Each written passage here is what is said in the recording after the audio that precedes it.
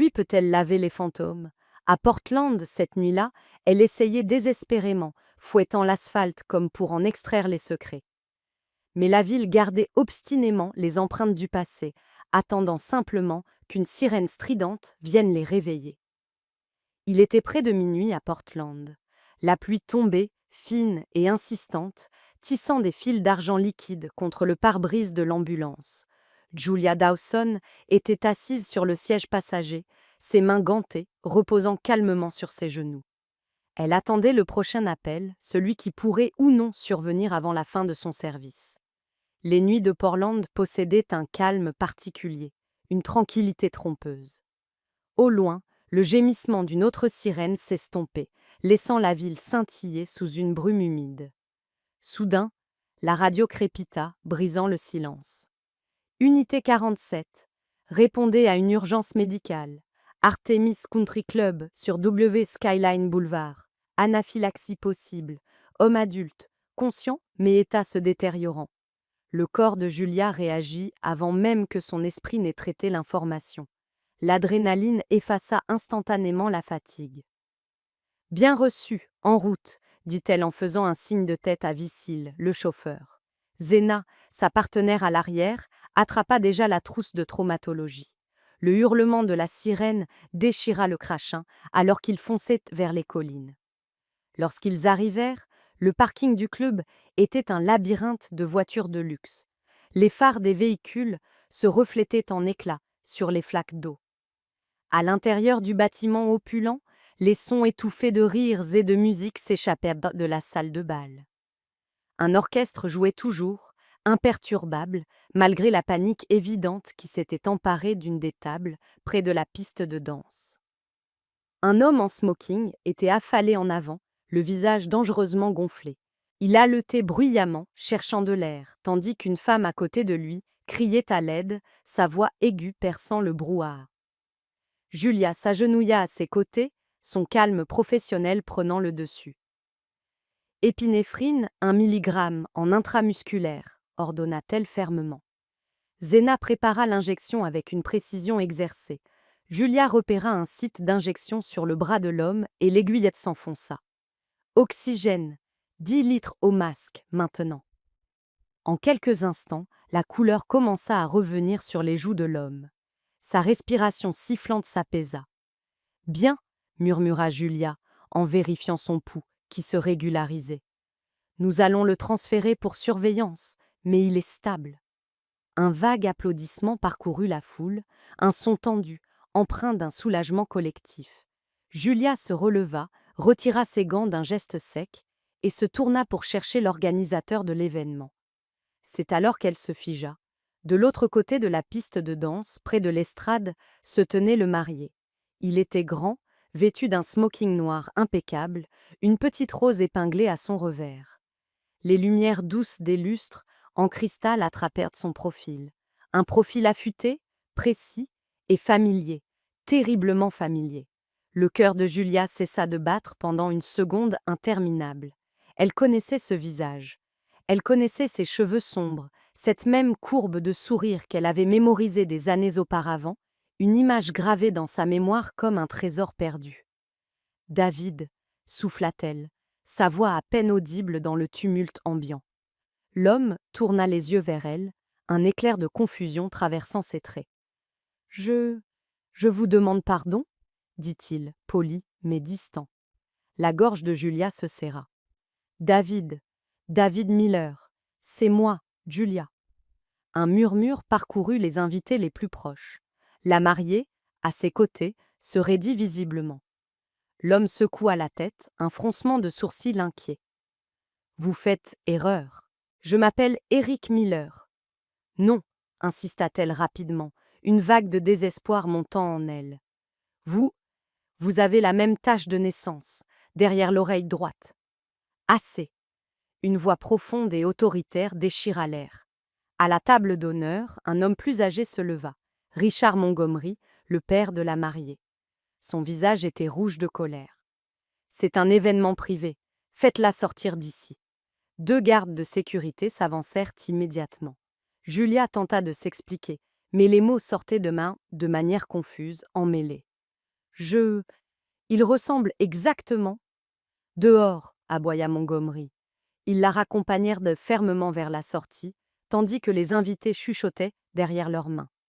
Les joues de Julia brûlaient de honte alors qu'elle retrouvait la pluie froide de la nuit. Les portes de la salle de bal se refermèrent derrière elle avec un bruit sourd, scellant la musique et la chaleur à l'intérieur.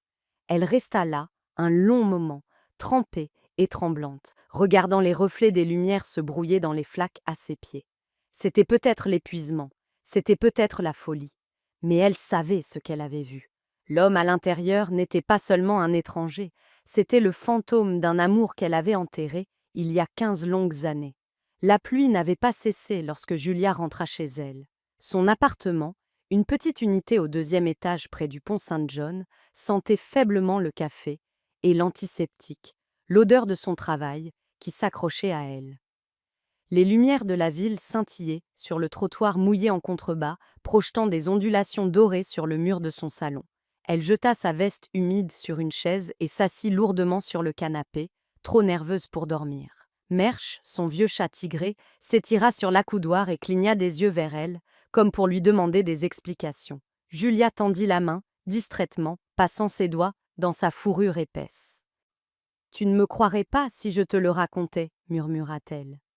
L'image de l'homme en smoking ne voulait pas quitter son esprit. Cette même mâchoire anguleuse, ce même sourire tranquille, et même cette minuscule cicatrice presque invisible sous son menton. Ils n'étaient pas seulement similaires, c'était David. Mais c'était impossible. David Miller avait disparu il y a 15 ans, avalé par le temps et le silence. Elle se leva et se dirigea vers le placard de l'entrée.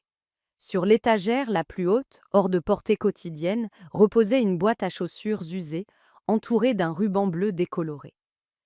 Julia hésita une seconde avant de l'attraper. À l'intérieur se trouvaient donc les fragments d'une vie qu'elle avait depuis longtemps mise de côté. Une petite bague en argent, des talons de billets de fête foraine d'été et une pile de vieux polaroïdes. Elle les étala sur la table basse.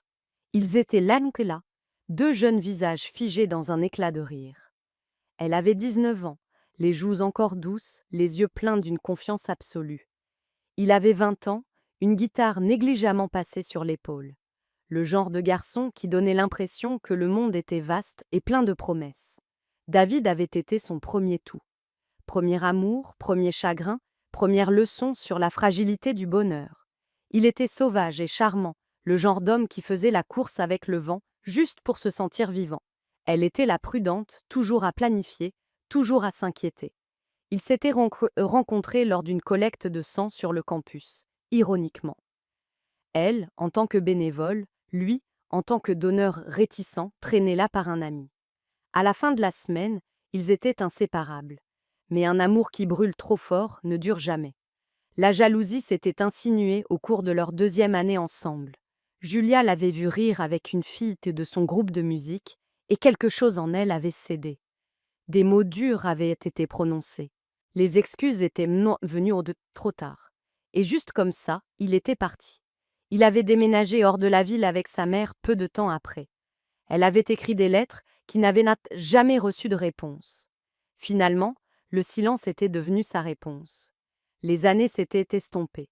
Julia avait terminé sa formation, était devenue ambulancière et avait épousé Stanley Dawson, un dentiste dont l'idée de l'affection consistait à planifier leur dîner entre 2 rendez-vous. Le mariage fut court et froid. Ils divorcèrent discrètement. Pas d'enfants, pas de drame, juste 2 personnes réalisant qu'il n'y avait plus rien à sauver. Maintenant, assise dans la pénombre de son salon, Julia sentait la vieille blessure se rouvrir. Le souvenir du sourire de David lui faisait mal, comme un bleu. Elle retourna une photographie et traça son nom au dos. L'encre était passée, mais toujours visible. Eric Miller, le marié qu'elle avait vu ce soir. Il avait le visage de David, la voix de David, et même cette habitude de pencher la tête en écoutant. Personne ne pouvait se ressembler à ce point par pur hasard. Julia se renversa sur le canapé, la tempête à l'extérieur s'intensifiant. Coïncidence ? Peut-être. Mais quelque chose au fond de ses entrailles lui murmurait le contraire. Ce n'était pas une coïncidence. C'était le destin qui frappait à nouveau à sa porte, après 15 longues années de silence. Le lendemain matin, la pluie avait enfin cessé, laissant les rues de Portland propres et lavées sous un pâle soleil d'hiver. Julia était assise dans sa voiture devant le bâtiment à la façade vitrée de Rose Crown Confection, la confiserie de la Couronne Rose. Ses doigts tapaient nerveusement sur le volant. À travers le pare-brise, elle pouvait voir des employés en blouse blanche s'activer à l'intérieur. Une douce odeur de sucre flottait faiblement depuis les bouches d'aération de l'usine. Elle s'était dit qu'elle venait seulement pour se vider l'esprit, pour se prouver qu'elle ne perdait pas contact avec la réalité. Mais quand elle vit le nom Eric Miller gravé sur l'annuaire du bureau, à côté de directeur des opérations, sa poitrine se serra. C'était lui, l'homme du mariage, l'homme qui ressemblait à David. Elle inspira brusquement, vérifia son reflet dans le rétroviseur et sortit. La réceptionniste l'accueillit avec une indifférence polie jusqu'à ce que Julia se présente comme l'ambulancière de l'incident de la nuit précédente. J'ai juste besoin de quelques minutes du temps de Monsieur Miller, dit-elle doucement. Quelques instants plus tard, Eric apparut au bout du couloir.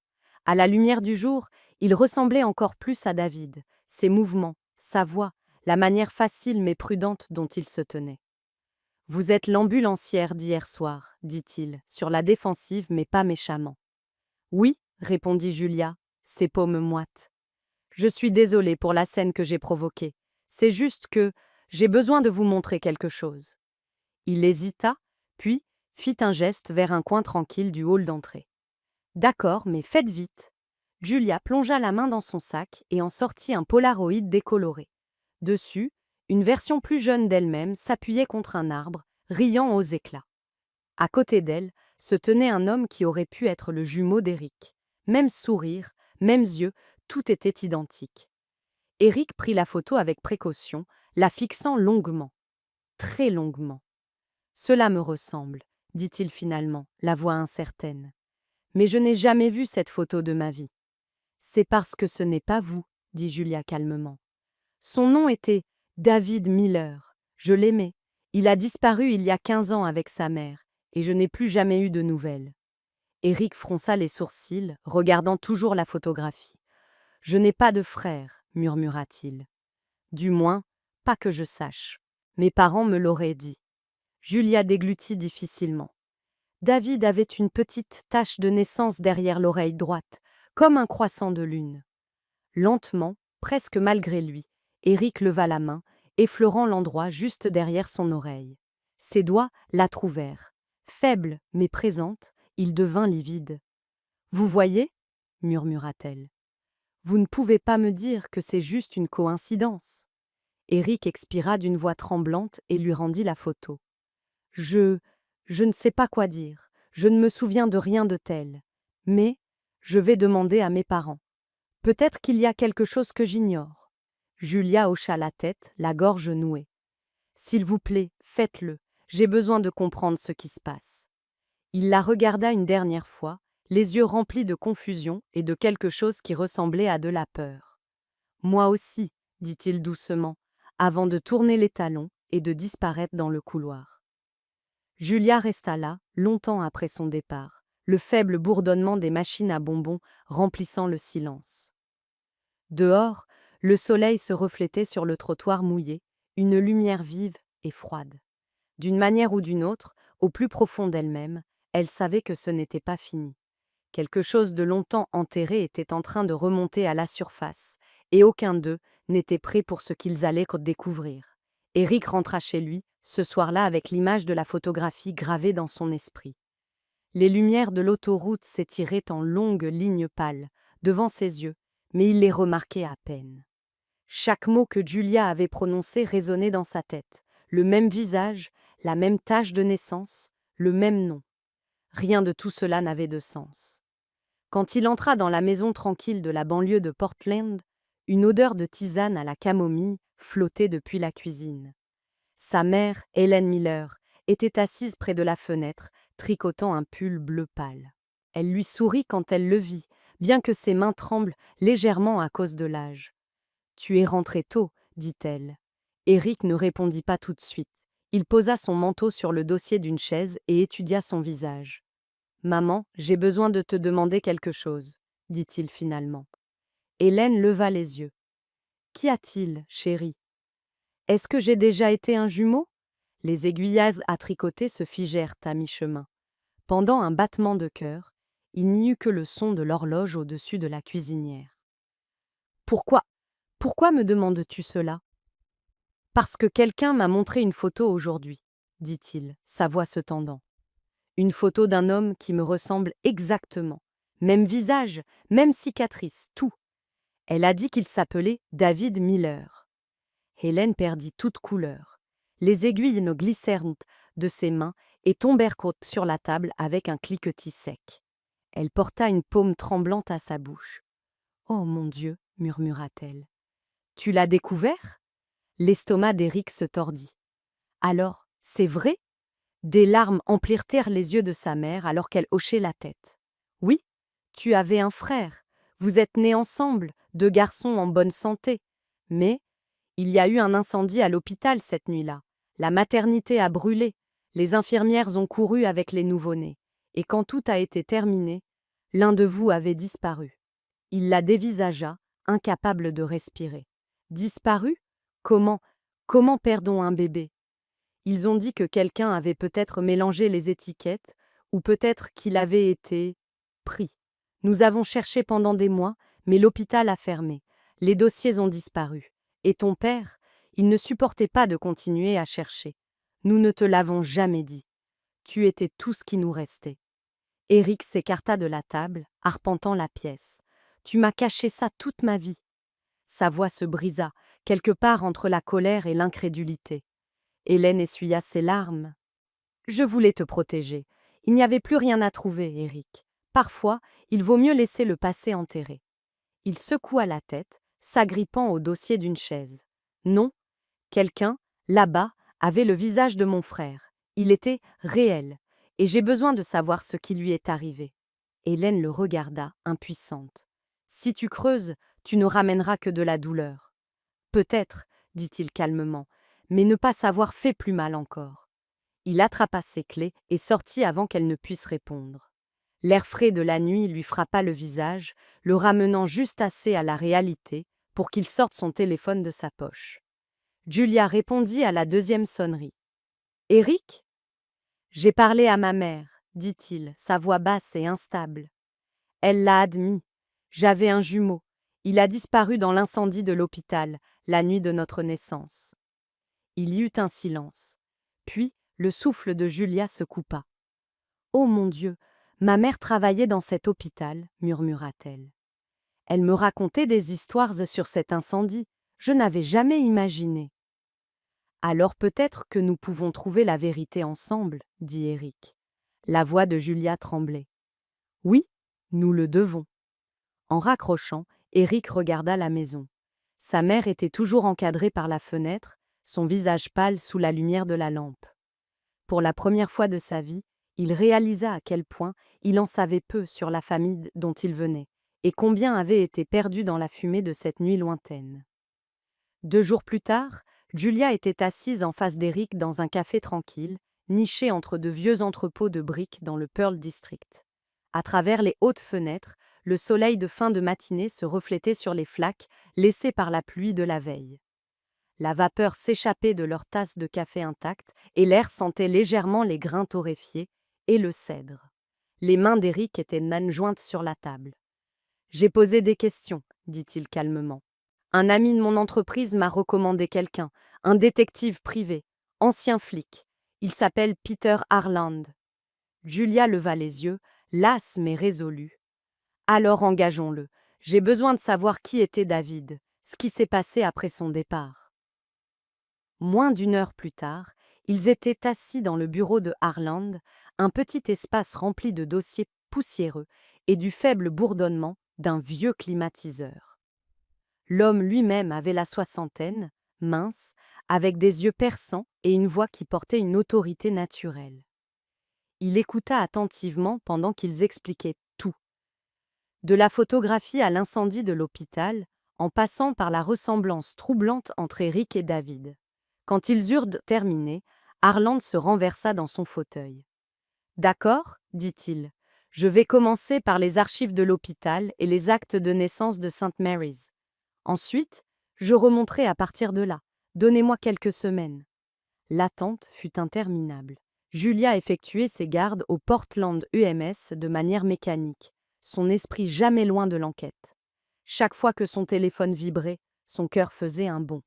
Puis, par un après-midi gris, Eric appela enfin. Il a trouvé quelque chose, dit-il.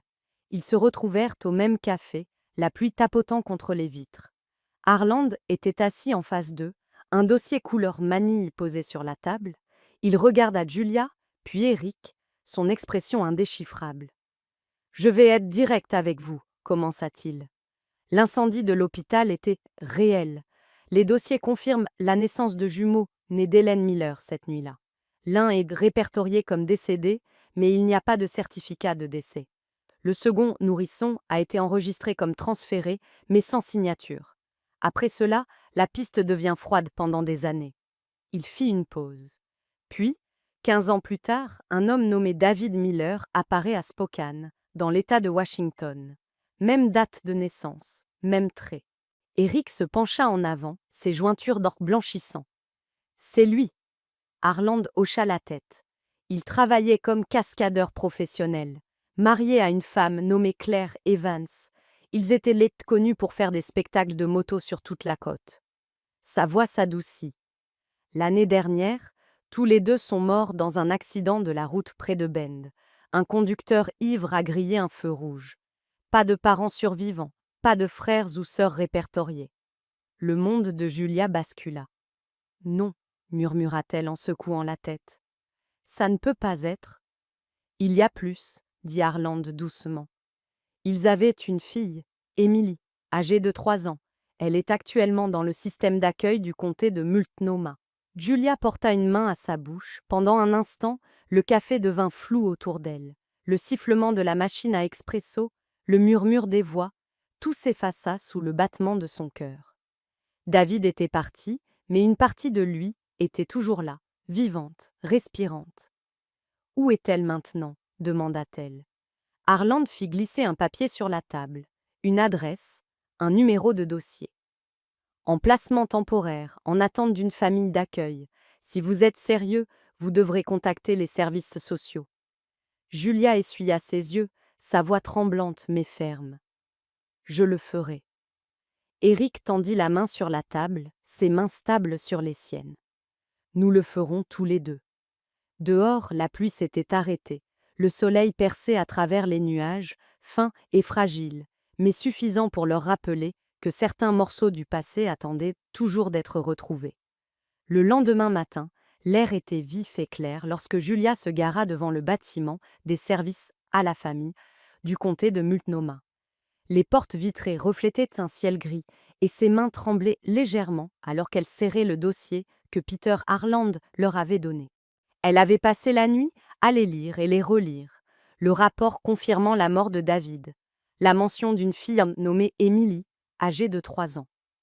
À l'intérieur, la zone d'accueil était lumineuse mais stérile, remplie du faible bourdonnement des ordinateurs et des voix douces des travailleurs sociaux répondant au téléphone. Une fresque de papillons peints couvrait un mur, censé rendre l'espace accueillant.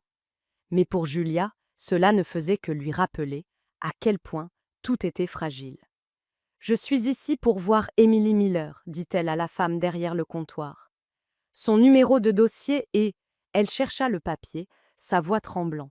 « Je connaissais son père. » Le sourire poli de la femme vacilla. « Êtes-vous un membre de la famille, madame ?» Julia hésita. « Pas légalement, mais… » « Je suis désolée, » dit la femme doucement. « Nous ne pouvons pas autoriser les visites sans lien de parenté, approuvé ou autorisation du tribunal. Émilie est en placement d'accueil temporaire. » Julia sentit l'air lui manquer. « S'il vous plaît, » dit-elle calmement. « Son père était quelqu'un que j'aimais.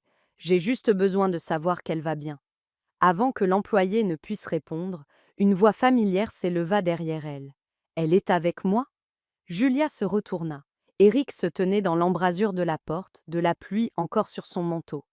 Il s'approcha du comptoir et tendit sa carte d'identité. Eric Miller. Émilie est ma nièce. Mon frère était son père.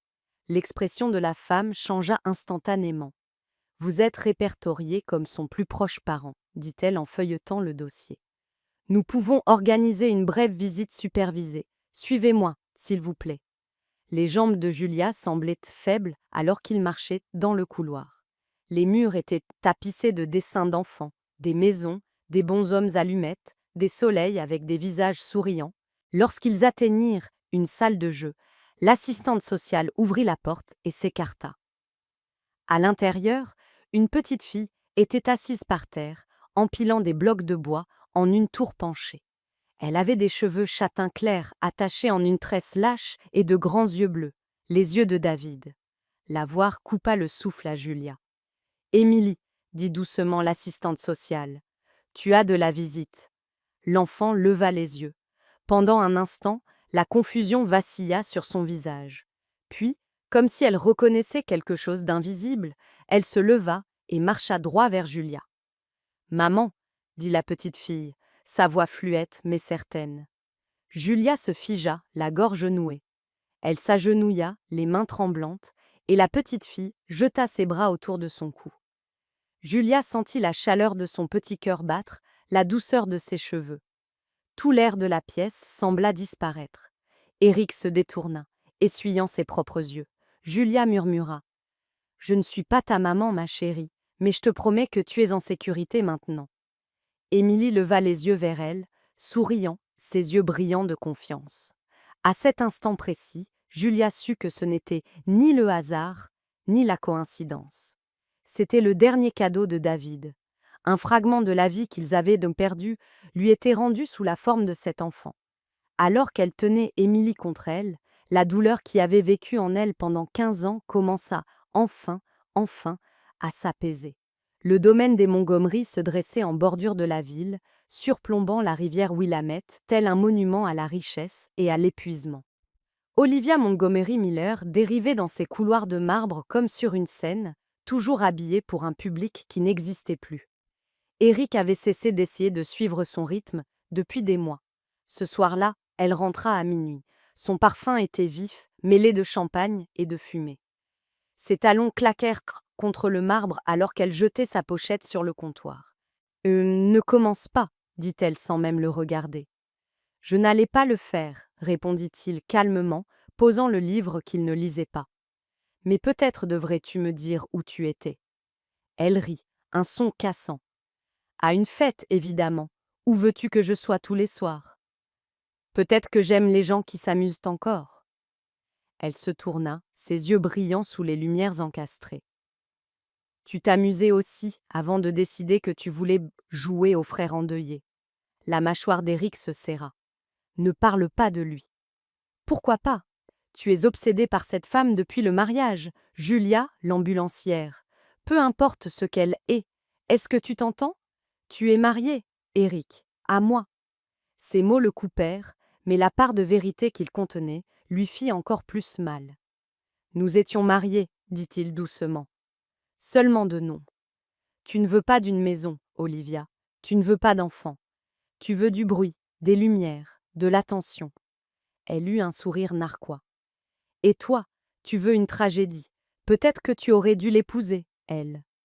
Il se leva de son fauteuil. Peut-être que j'aurais dû. Le silence qui suivit fut si vif qu'il résonna à ses oreilles. L'expression d'Olivia se durcit. Tu vas regretter ça, mon père? J'ai déjà parlé à ton père, dit Éric. Il m'a dit que si je partais, je perdais tout.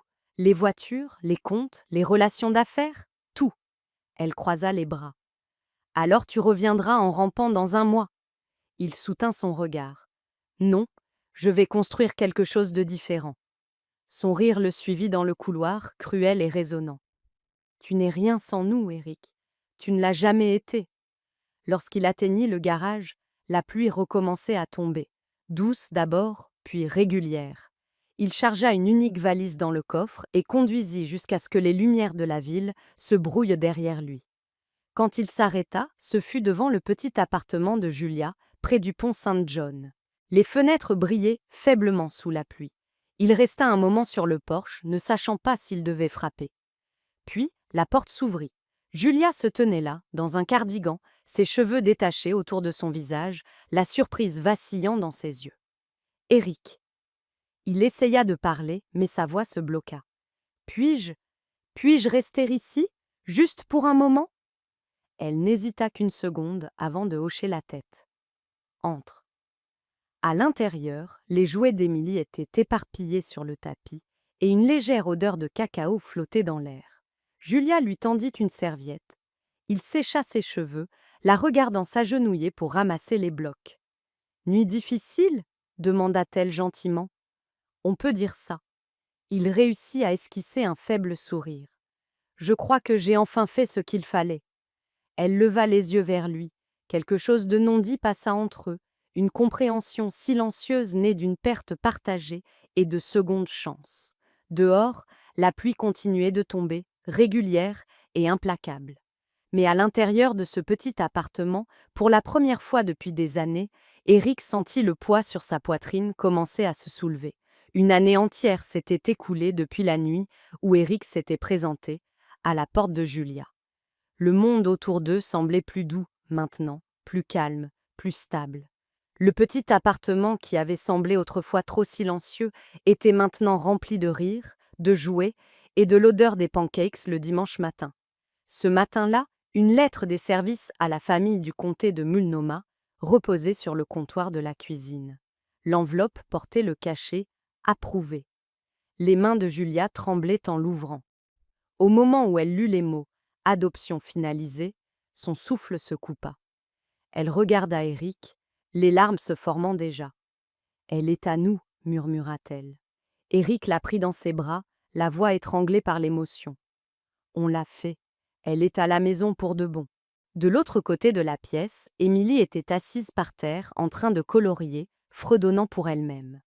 Quand Julia lui annonça la nouvelle, la petite fille sourit largement et demanda « Est-ce que ça veut dire que je peux rester pour toujours ?» Julia s'agenouilla à côté d'elle. « Pour toujours et à jamais. » Ce soir-là, ils fêtèrent avec de la pizza et un gâteau, Émilie insistant pour souffler les bougies elle-même. Ce n'était pas une grande occasion, juste 3 personnes assises autour d'une minuscule table de cuisine. Mais pour Julia, c'était comme si le monde s'était enfin remis à l'endroit. Les jours se transformèrent en semaines et le rythme de leur vie trouva une cadence naturelle.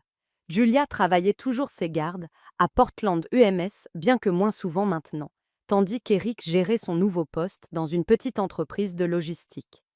Leur monde était simple, mais paisible, quelque chose qu'aucun d'eux n'avait vraiment connu auparavant. Puis, un matin de fin de printemps, Julia se réveilla en se sentant différente. Une nausée sourde lui barbouillait l'estomac. Au début, elle l'ignora. Trop de café, peut-être le stress des gardes de nuit. Mais à mesure que les jours passaient, l'épuisement s'intensifiait. Quand elle en parla à sa collègue Zena, celle-ci haussa un sourcil. « Tu es sûre que ce n'est pas autre chose ?» Julia rit en secouant la tête. « Zena, tu sais que je ne peux pas tomber enceinte. On m'a diagnostiquée il y a des années. »« Quand même, » dit Zena en lui tendant une petite boîte. « Fais-le pour moi. » Ce soir-là, après qu'Émilie fut endormie, Julia se tenait dans la salle de bain, le cœur battant à tout rompre. 2 lignes roses apparurent avant même qu'elle ne puisse cligner des yeux. Elle s'assit sur le bord de la baignoire, couvrant sa bouche, des larmes coulant librement. Quand Éric rentra à la maison, elle lui tendit le test sans un mot. Il le fixa, l'incrédulité vacillant sur son visage avant de se transformer en pure joie. « Tu plaisantes » murmura-t-il. Julia secoua la tête, riant à travers ses larmes. « 16 semaines, réussit-elle à dire. Le médecin l'a confirmé ce matin. Je ne sais pas comment, mais… » Éric la serra dans ses bras, son rire étouffé par l'émotion. « C'est un miracle » répéta-t-il encore et encore, comme si les mots eux-mêmes pouvaient le rendre réel. Dans l'embrasure de la porte, Émilie s'agita, se frottant les yeux. « Pourquoi pleures-tu, maman ?» Julia s'agenouilla, essuyant ses joues. « Parce que je suis heureuse, ma chérie. » La petite fille grimpa sur ses genoux, posant sa tête contre l'épaule de Julia. Éric les enveloppa toutes les deux de ses bras. Pour la première fois depuis des années, Julia ne se sentait pas seulement entière. Elle se sentait choisie, comme si la vie lui avait enfin rendu tout ce qu'elle lui avait pris autrefois. La lumière de l'après-midi filtrait doucement à travers les arbres de Forest Park, parsemant la mousse et les fougères de taches dorées. Julia poussait la poussette le long du sentier sinueux, ses doigts effleurant légèrement la poignée, tandis que le son des oiseaux résonnait dans l'air frais parfumé au pin. À côté d'elle, Eric portait un thermos de café, et Émilie sautillait quelques pas devant, son rire brisant le silence comme la lumière du soleil à travers les nuages. Le monde semblait plus lent maintenant, doux, délibéré. Pour la première fois depuis très longtemps, Julia ne pensait pas à ce qu'elle avait perdu, mais à tout ce qu'elle avait trouvé. Dans la poussette, le bébé Matthew s'agita, ses petits poings s'agitant sous sa couverture. Émilie se pencha par-dessus le bord et gloussa. « Il ressemble à ma poupée, dit-elle fièrement. Mais il est plus bruyant. » Eric rit. « Espérons qu'il ne tienne pas de moi, alors. » Julia leur sourit à tous les deux, son cœur gonflé de quelque chose de trop grand pour être nommé. Les derniers mois avaient été un tourbillon de nuits blanches, de biberons et d'histoires avant de dormir. Mais rien de tout cela ne semblait être un fardeau. Chaque cri, chaque petite main cherchant la sienne, tout cela ressemblait à la maison. Ils atteignirent une clairière surplombant la rivière. Julia s'arrêta pour admirer la vue, l'eau scintillant en contrebas, la ligne d'horizon de la ville distante et douce dans la brume de l'après-midi. Émilie grimpa sur un rocher voisin, écartant les bras. « C'est notre endroit, » annonça-t-elle. Eric hocha la tête. « Notre petit royaume. » Julia se pencha contre lui, sa tête reposant sur son épaule. « Qui aurait cru, » murmura-t-elle, « que quelque chose d'aussi brisé puisse se transformer en ça ?» Eric serra sa main. « Parfois, la vie ne reprend pas les choses. Elle les réarrange simplement jusqu'à ce qu'elles s'emboîtent à nouveau. » Une rafale de vent bruissa dans les arbres, transportant avec elle les faibles rires d'autres familles à proximité. Alors que Julia se tournait, son regard croisa une silhouette familière, debout au bord du sentier. Un homme grand, dans un manteau coûteux, des cheveux argentés scintillant à la lumière. Richard Montgomery. Il resta immobile un instant, les observant. La posture assurée qui avait autrefois rempli les salles de conseil et les salles de bal semblait plus petite maintenant, fragile face à ce qu'il voyait. Un homme qu'il avait renvoyé, tenant dans ses bras tout ce que l'argent ne pourrait jamais acheter. Leurs regards se croisèrent brièvement. Julia lui fit un signe de tête poli. Le regard de Richard s'adoucit, et pour la première fois, il n'avait pas l'air fier ou en colère, juste humain. Il baissa légèrement la tête, puis se retourna et s'éloigna. Julia le regarda partir, son cœur étonnamment en paix. Émilie lui tira la manche. « Maman, on peut revenir ici demain ?» Julia s'agenouilla pour remonter la fermeture éclair de la veste de sa fille. « Bien sûr, ma chérie, autant que tu le voudras. » Alors qu'ils reprenaient le chemin de la voiture, Eric ajusta la couverture autour de Matthew et regarda Julia. Elle sourit, la lumière déclinante du soleil réchauffant son visage. Dans ce moment tranquille, entourée de rires et du bruissement des feuilles, elle comprit enfin ce que la vie avait essayé de lui apprendre depuis tout ce temps. La vraie richesse ne se mesure pas en chiffres, mais dans les cœurs qui choisissent de rester.